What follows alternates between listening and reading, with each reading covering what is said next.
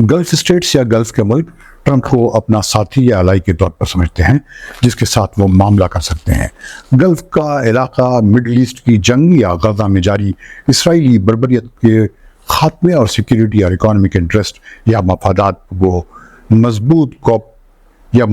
पर मजबूत कोऑपरेशन के लिए ट्रंप एडमिनिस्ट्रेशन की तरफ नजरें लगाए हुए है। जब डोनाल्ड ट्रंप पहली बार अमेरिका के प्रेसिडेंट बने थे, उन्होंने सबसे पहले सऊदी अरब का दौरा किया था, जिससे इस बात का अंदाजा लगाया जा सकता है कि वो सऊदी अरब और पूरे गल्फ के साथ अपने ताल्लुकात को बड़ी अहमियत देते हैं। इसीलिए पूरी अरब मीडिया की नज़रें अमेरिका के इलेक्शन की तरफ लगी रही और जब ट्रंप की जीत का ऐलान हुआ तो अरब गल्फ के अखबारात ने इस जीत को बड़ी अहमियत दी। इस पर मज़ीद तफसील जानने से पहले अगर आपने अब तक ये चैनल सब्सक्राइब नहीं किया है तो इसे सब्सक्राइब कर लें और बेल आइकन को क्लिक करना न भूलें ताकि आपको हर नए वीडियो का नोटिफिकेशन वक्त पर मिलता रहे।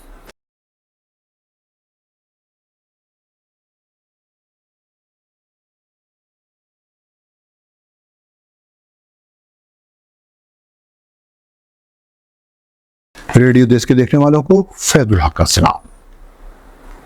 अमेरिकी इलेक्शन में डोनाल्ड ट्रंप की जीत का ऐलान हुआ तो सऊदी अरब के एक बड़े अरबी अखबार औकाद ने लिखा कि ऐसे में जब यूक्रेन, गजा और लुबनान में जंग का माहौल है और हर तरफ पॉलिटिकल और सिक्योरिटी टेंशन है, डेमोक्रेट्स का एडमिनिस्ट्रेशन इसके हल में नाकाम रहा है। रिपब्लिकन कैंडिडेट डोनाल्ड ट्रंप को बड़ी जीत इस वक्त हासिल हुई जब दुनिया को डिसाइसिव एक्शन और पोजीशंस की ज़रूरत है ताकि खून खराबा बंद हो, ख़ासतौर पर मिडिल ईस्ट में।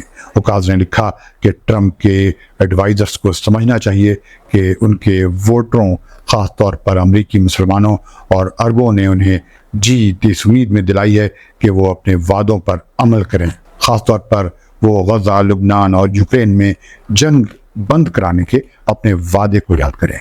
सऊदी अरब के दूसरे तमाम अखबारात ने भी डोनाल्ड ट्रंप की जीत को काफ़ी हाईलाइट किया और पेजेस के पेजेस स्याह कर दिए। अमेरिकी प्रेसिडेंशियल इलेक्शन से तकरीबन 2 हफ्ते कबल डोनाल्ड ट्रंप सऊदी अरब के अरबी ज़बान के एक टीवी चैनल अल अरबिया के साथ इंटरव्यू के लिए बैठे और सऊदी अरब के क्राउन प्रिंस मोहम्मद बिन सलमान की तारीफ करते हुए उन्हें एक विजनरी और एक दोस्त बताया। जैसा कि आप जानते हैं, ट्रंप के खिलाफ बाइडेन एडमिनिस्ट्रेशन में अमेरिका की वाइस प्रेसिडेंट कमला हैरिस ने अपनी इलेक्शन कैंपेन के दौरान अरबी ज़बान के इंटरनेशनल मीडिया को कोई इंटरव्यू नहीं दिया। रिसोर्सेज से माला माल गल्फ स्टेट्स में उसको भी नोटिस किया गया होगा और बात यहीं पर ख़त्म नहीं हुई। Saudi foreign minister Prince Faisal बिन फरहान ने हाल ही में सऊदी अरब के सालाना investment forum DeVos in desert के दौरान CNN को बताया कि जाहिर है कि हमने पहले भी प्रेसिडेंट ट्रंप के साथ काम किया है, इसलिए हम उन्हें जानते हैं और हम उनके साथ अच्छी तरह काम करने का रास्ता तलाश कर सकते हैं। अपनी पिछली प्रेसिडेंटशिप के दौरान ट्रंप ने गल्फ मुल्कों के लीडर्स के साथ अपनी ज़ाती ताल्लुकात को बढ़ावा दिया था। उनके ह्यूमन राइट्स के रिकॉर्ड्स के खिलाफ बोलने के बजाय उन ममालिक के लिए मजबूत डिफेंस कोऑपरेशन की पेशकश की। इस बार गल्फ स्टेट्स या गल्फ के मुल्क मिडिल ईस्ट में जारी तबाहकुन जंग के खात्मे में मदद के लिए ट्रंप एडमिनिस्ट्रेशन की तरफ देखेंगे।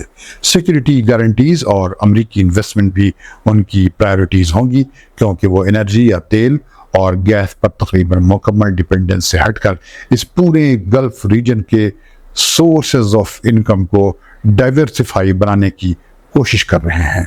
ट्रंप के 20 अक्टूबर को सऊदी टीवी चैनल अल अरबिया के साथ इंटरव्यू ने उनके मजबूत कॉन्टैक्ट्स की निशानदेही की जो उन्होंने गल्फ मुल्कों के लीडर्स के साथ पिछले कुछ बरसों में कायम किए थे।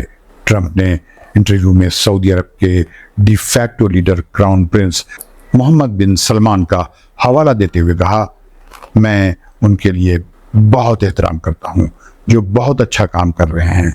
मेरा मतलब है वो वाकई विजनरी हैं। सऊदी क्राउन प्रिंस इन फॉरमोस्ट गैर मुल्की लीडर्स में से एक थे जिन्होंने इलेक्टोरल जीत के बाद ट्रंप के साथ बात की और कहा कि वो सऊदी अरब और अमेरिका के दरमियान तारीखी और स्ट्रेटजिक ताल्लुकात मजबूत बनाने के इंतज़ार में हैं। ट्रंप और گلف ملکوں کے درمیان قریبی سیکیورٹی تعلقات اور کاروباری تعلقات سے ہٹ کر بھی ریلیشنز ہیں۔ پریزیڈنٹ بائیڈن جن سے کملا ہیرس جڑی ہوئی ہیں، ان کے گلف ملکوں کے لیڈروں کے ساتھ اچھے تعلقات نہیں ہیں۔ انہوں نے 2019 میں بہت سے سعودیوں کو ناراض کر دیا تھا جب وہ پریزیڈنٹ کے لیے الیکشن مہم چلا رہے تھے۔ انہوں نے جرنلسٹ جمال خشوگی کے قتل پر سعودی عرب کو ایک پرایا اسٹیٹ کہا تھا۔ چند سال بعد پریزیڈنٹ بائیڈن جب سعودی عرب گئے تو وہاں سعودی کراؤن پرنس شہزادہ محمد بن سلمان نے ان سے ہاتھ ملانے کے بجائے مٹھی ٹکرانے پر ہی اکتفا کیا تھا۔ گلف اسٹیٹس یا گلف کے ملک کی لیڈرشپ مڈل ایسٹ کی موجودہ جنگ میں بائیڈن ایڈمنسٹریشن کی اسرائیل کے لیے بھرپور فوجی اور سیاسی سپورٹ سے بھی مایوس ہو چکی ہے۔ یہ ایک ایسا سینٹیمنٹ ہے جس نے کملا ہیرس کی پریزیڈنسی کے بارے میں اس پورے علاقے میں کئی اندیشوں کو جنم دیا تھا، اور اسی وجہ سے کملا ہیرس کو مسلمانوں اور عربوں کے ووٹ نہیں ملے۔ ڈیموکریٹک پارٹی کے لیڈروں نے اکثر سعودی عرب اور یو اے ای میں ہیومن رائٹس کے حالات پر ہمیشہ اعتراض کیا ہے۔ یہ اسٹریٹجی گلف میں بہت سے لوگوں کے نزدیک قابل مذمت ہے اور ان کی نیشنل سیکیورٹی کے انسٹیبلٹی کا سبب سمجھی جاتی ہے، کیونکہ یہ بغاوت کا ہوا دے سکتی ہے۔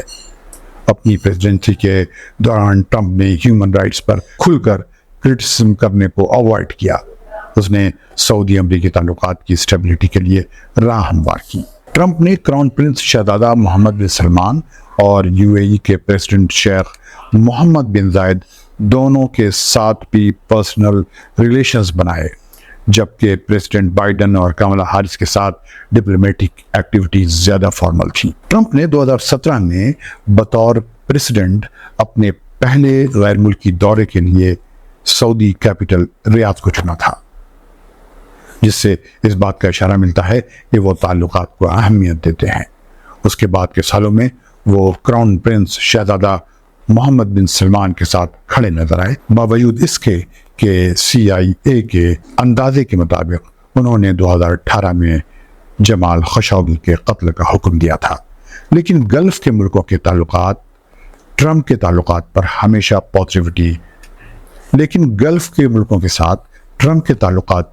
پازیٹیوٹی نہیں دیکھی گئی، اس لیے کہ انہوں نے 2019 میں ایران کے سپورٹ سے سعودی عرب کے آئل فیلڈ پر حملوں کے خلاف سخت رخ نہیں اپنایا تھا، جبکہ اس سے ملک کی تیل کی پیداوار پر کافی اثر پڑا تھا۔ 2020 میں جب ٹرمپ ایڈمنسٹریشن کا خاتمہ ہو رہا تھا، انہوں نے گلف اور مڈل ایسٹ کے کچھ ملکوں کے ساتھ اسرائیل کا ایک معاہدہ کرایا تھا جسے ابراہیمک اکارڈ کہا جاتا ہے۔ اسے دنیا بھر میں کافی سراہا گیا۔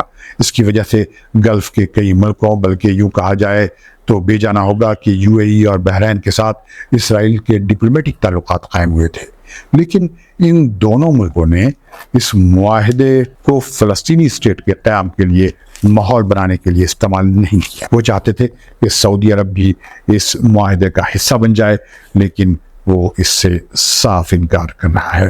اب تک اس کی پوزیشن یہ ہے کہ جب تک کہ 1967 کے بارڈرز کے مطابق فلسطین ایک اسٹیٹ نہیں بن جاتا، وہ اسرائیل کے ساتھ کسی بھی قسم کا ایسا معاہدہ نہیں کرے گا۔ اس اسٹینڈ کا سعودی عرب بار بار اظہار کر رہا ہے۔ اب جبکہ ٹرمپ دوسری بار وائٹ ہاؤس میں داخل ہوئے ہیں، مڈل ایسٹ کی حالت زیادہ کمپلیکیٹڈ ہو چکی ہے۔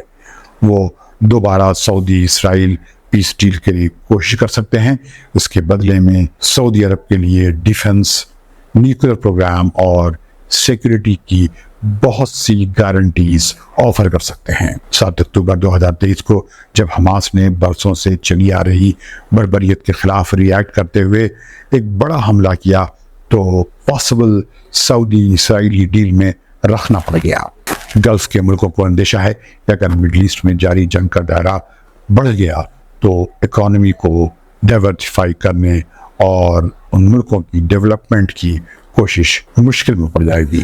نیو یارک ٹائمز کے ایک جرنلسٹ نے لکھا ہے کہ گلف کے ملکوں کے ساتھ تعلقات کو مضبوط بنانا ٹرمپ کا ایمبیشن، ان کا اپنا ذاتی ایمبیشن ہے۔